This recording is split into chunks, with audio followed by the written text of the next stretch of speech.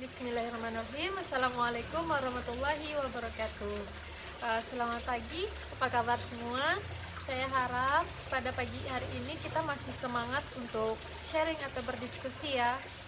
Karena pada kesempatan kali ini kita akan mendiskusikan tentang herd immunity. Namun sebelumnya perlu saya sampaikan bahwa video ini dibuat dengan tujuan untuk sharing atau berbagi pengetahuan, bukan untuk menilai atau menggurui sesama, tapi ini niatnya murni untuk berbagi pengetahuan. Jadi jika ada yang ingin dikonfirmasi ataupun diklarifikasi, boleh menghubungi saya secara pribadi atau melalui kolom komentar. Terima kasih. Baik, untuk istilah herd immunity ini sendiri sebenarnya sudah digaungkan atau dikenalkan kepada khalayak ramai kurang lebih dari 1 abad yang lalu, dan penggunaan istilah ini semakin meluas setelah penggunaan vaksin semakin meningkat. Untuk definisi dari herd immunity ini sendiri cukup beragam. Ada beberapa definisi yang saya garis bawahi di sini. Yang pertama yaitu herd immunity diartikan sebagai proporsi dari individu-individu yang kebal terhadap suatu penyakit, yang kebal atau yang imun terhadap suatu penyakit infeksi yang ada di dalam satu populasi. Kemudian untuk definisi selanjutnya yaitu bahwa herd immunity ini merupakan proporsi threshold atau proporsi batas yang dapat melindungi suatu populasi terhadap adanya suatu infeksi. Untuk definisi selanjutnya, di sini dinyatakan bahwa herd immunity merupakan suatu pola atau pattern dari orang-orang yang sudah imun atau kebal di dalam suatu populasi yang dapat melindungi orang-orang yang rentan atau tidak kebal di dalam populasi tersebut terhadap suatu infeksi.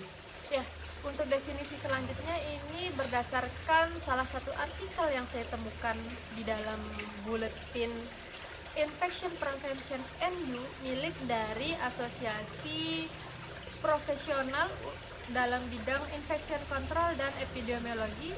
Di sini dinyatakan bahwa herd immunity ini dapat terjadi jika sebagian besar individu di dalam populasi tersebut sudah imun atau kebal terhadap suatu penyakit, sehingga dengan hal ini memungkinkan untuk penyebaran antar orang atau dari orang ke orang itu ditekan bahkan tidak terjadi, meskipun di dalam populasi tersebut ada individu-individu yang belum kebal dan belum divaksinasi. Nah, dari definisi ini tersirat bahwa herd immunity diperoleh melalui proses vaksinasi, bukan melalui proses infeksi secara alami. Jadi, pada dasarnya secara umum kita dapat menarik kesimpulan bahwa herd immunity ini merupakan suatu kekebalan yang berskala populasi. Karena tadi ada disinggung mengenai vaksin, benarkah vaksin dapat mencegah kita dari penyakit yang berbahaya dan mematikan? Di sini ada sedikit ulasannya bahwa herd immunity ini melindungi individu yang rentan di dalam suatu populasi. Jika cukup orang di dalam populasi tersebut yang sudah imun atau kebal terhadap suatu penyakit, maka risiko orang-orang yang tidak kebal terhadap penyakit tersebut untuk terinfeksi juga menjadi semakin rendah atau ditekan. Di sini adalah agen penyebab infeksinya menjadi sulit untuk menemukan mangsanya yang rentan terhadap infeksi tersebut. Nah, berikut ada ilustrasi gambar. Gambar ini saya peroleh dari buletin Infection Prevention NU. Di sini ada 3 warna. Saya sambil melihat gambar. Di sini ada 3 warna. Yang biru ini adalah yang tidak kebal atau belum diimunisasi dan masih sehat. Kemudian yang kuning ini adalah yang sudah diimunisasi dan sehat. Sedangkan yang merah ini adalah orang-orang yang belum kebal, kemudian dia sakit dan menularkan. Di gambar yang atas, di sini dalam populasi ini anggaplah ada 100 orang. 100 individu. Nah, dari 100 individu tersebut ada 2 orang yang kemudian berwarna merah, atau dia sakit, dia tidak kebal dan dia menularkan. Ketika 2 orang ini di dalam populasi ini dibiarkan begitu saja, maka kemudian akan terjadi penyebaran penyakit, sehingga nanti dari seluruh populasi itu yang biru atau yang sehat itu kira-kira sisa 2 atau 3, mungkin di dalam gambar ini tersisa 5. Nah, hal ini menunjukkan bahwa pada populasi yang rentan, tidak kebal, kemudian ada orang yang terinfeksi, maka infeksinya akan menyebar secara masif dan susah untuk dikendalikan. Sedangkan di gambar yang kedua, di sini sudah ada beberapa dari individu yang ada di populasi ini yang sudah kebal atau mungkin sudah dapat vaksinasi. Nah, dengan adanya beberapa individu yang kebal ini, maka jumlah orang-orang yang kemudian menjadi sakit dan menyebarkan penyakit itu semakin sedikit. Bisa dilihat di gambar, di sini sudah ada yang turut kebal dan masih tentunya ada yang biru-biru ini. Pada gambar terakhir di sini anggapannya bahwa sebagian besar sudah terimunisasi atau sudah kebal terhadap penyakit yang ada. Nah, di sini ada beberapa saja yang belum kebal atau yang belum imun. Kemudian ada orang yang sakit, maka penyebarannya itu menjadi sedikit bisa ditekan. Nah, di sini dilihat bahwa yang merah hanya 2, kemudian di sini di sebelah kanannya itu yang merahnya hanya 3. Berarti yang artinya yang terinfeksi di sini hanya bertambah 1 orang. Dari 2 orang tersebut menularkan pada 1 orang lagi. Mengapa demikian? Karena di sini untuk penyebaran penyakit itu sifatnya random. Jadi apabila semuanya sudah dalam satu populasi ini sudah lebih banyak yang kuning, ketika dia akan menginfeksi, maka yang akan kena duluan itu adalah yang kuning. Ketika yang kuning ini kena, di dalam tubuhnya sudah terdapat kekebalan, maka dia akan melawan atau mengeliminasi dari agen penyebab sakit tersebut. Tetapi ketika yang biru ini kena, ada 2 kemungkinan. Apakah dia akan berhasil melawan agen penyebab penyakit tersebut dengan sendirinya, atau dia akan menjadi orang yang terinfeksi dan kemudian menjadi warna merah yang akan menyebarkan penyakit selanjutnya. Jadi implikasi dari istilah herd immunity ini secara umum adalah di mana risiko infeksi terhadap orang-orang yang rentan di dalam suatu populasi itu dapat diturunkan dengan adanya orang-orang yang imun. Kemudian hal ini disebut dengan herd effect atau dampak dari adanya herd immunity tadi.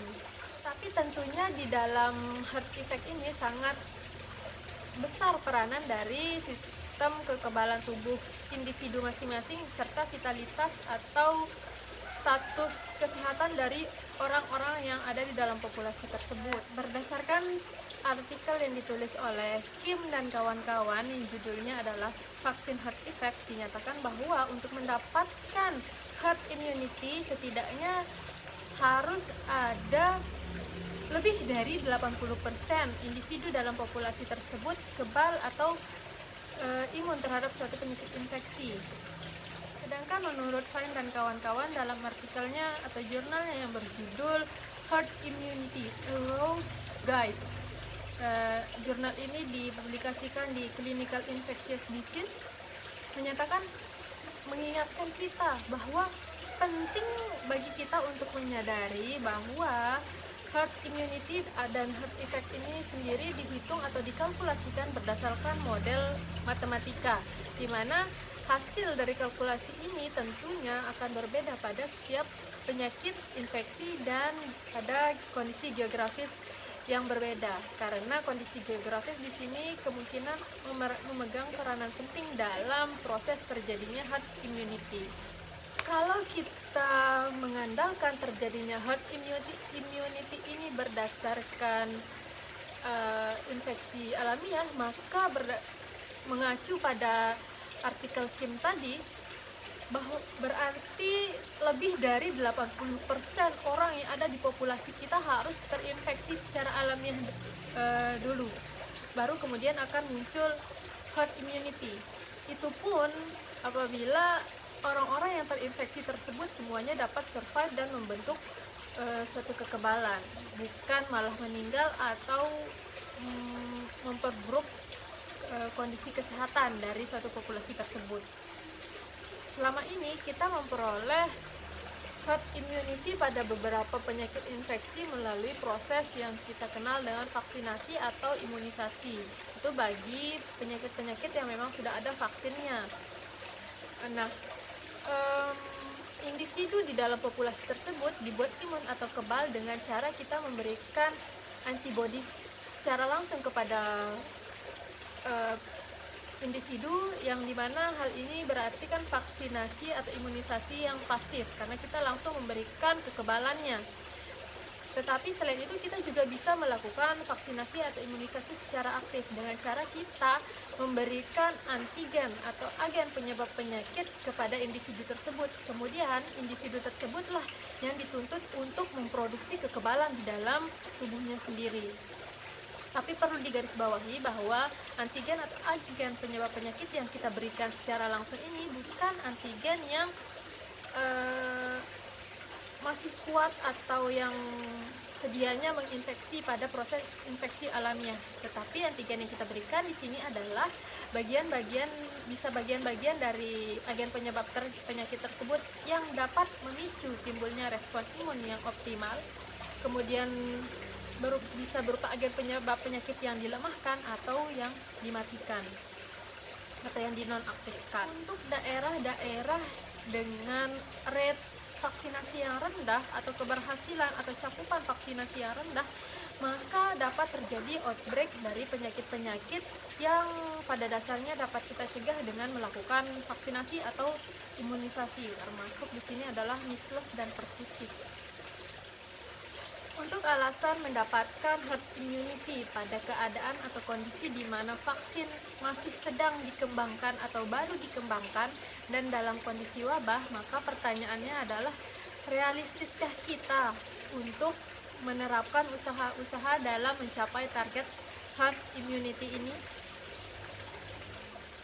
Herd immunity ini sekarang bergantung kepada herd effect yang belum jelas atau belum pasti kita ketahui, kemudian adanya risiko untuk terjadi dinamika penyebaran penyakit yang sama untuk yang kedua kalinya atau secondary transmission dynamics, dan apakah orang-orang yang sudah terinfeksi tersebut akan sembuh 100% ataukah malah menjadi karir yang akan menyebabkan adanya gelombang transmisi selanjutnya. Untuk pertanyaan bisakah herd immunity itu tidak bekerja atau tidak berfungsi, kemudian kapan herd immunity itu tidak berfungsi atau tidak bekerja sebagaimana yang kita harapkan? Sebagaimana kita ketahui bahwa pandangan orang terhadap proses vaksinasi atau imunisasi ini cukup beragam. Tidak semuanya menyetujui atau melakukan proses vaksinasi, meskipun vaksinasi itu menjadi program dari pemerintah. Artinya, cakupan dari proses atau program imunisasi atau vaksinasi ini tidaklah 100%. Anggaplah cakupannya hanya 90% atau 95%. Maka sisanya yang 10 atau 5% ini kemudian menjadi salah satu kelompok individu yang rentan. Nah, apabila dari kelompok-kelompok individu yang rentan ini kemudian melakukan satu aktivitas yang secara intensif dan dilakukan bersamaan, misalkan menghadiri sekolah yang sama, menghadiri kegiatan-kegiatan yang sama, kemudian bekerja di suatu tempat, maka kelompok-kelompok inilah yang nantinya akan membentuk suatu populasi baru yang menjadi populasi yang rentan dan tidak memiliki herd immunity. Kemudian jika ada infeksi, maka kelompok tersebut tadilah yang akan menderita atau mengalami persebaran infeksi yang masif karena pada dasarnya mereka tidak memiliki kekebalan. Untuk pertanyaan selanjutnya, mengapa pada beberapa penyakit yang sebenarnya dapat dicegah melalui proses vaksinasi masih terdapat atau masih dapat terjadi outbreaks? Di sini ada salah satu contoh penyakit yaitu measles. yang measles ini sebenarnya sudah dideklarasikan tereliminasi pada tahun 2000, tetapi per tahun 2014 itu ada sekitar 668 kasus yang dilaporkan. Nah, penyebaran penyakit ini terjadi di United States atau di US, di mana ada seorang yang terinfeksi kemudian melakukan perjalanan ke US dan menginfeksi orang-orang yang tidak terproteksi atau yang tidak imun, tidak kebal terhadap penyakit ini. Ada beberapa alasan kenapa orang tidak kebal terhadap penyakit ini. Bisa jadi karena efek dari vaksin yang diberikan itu sudah melemah atau memudar seiring dengan berjalannya waktu. Kemudian yang dimana pada kasus measles ini, vaksin MMR ini harusnya dikasih atau diinjeksikan dua kali untuk memperoleh perlindungan yang maksimal atau proteksi yang optimal. Tetapi orang-orang menjadi salah kaprah, sekali injeksi kemudian merasa dirinya sudah terproteksi sehingga dia tidak memperoleh dosis yang seharusnya dia peroleh untuk memproteksi dirinya sendiri. Nah, hal ini kemudian yang menjadi salah satu alasan mengapa orang-orang tersebut tidak terproteksi secara baik. Sekian diskusi kita pada pagi hari ini. Semoga bermanfaat dan bisa membuka wawasan kita bersama. Nah, untuk ada hal-hal yang ingin dikonfirmasi atau diklarifikasi, boleh menghubungi saya secara langsung atau melalui kolom komentar. Terima kasih. Assalamualaikum warahmatullahi wabarakatuh. Semoga bermanfaat.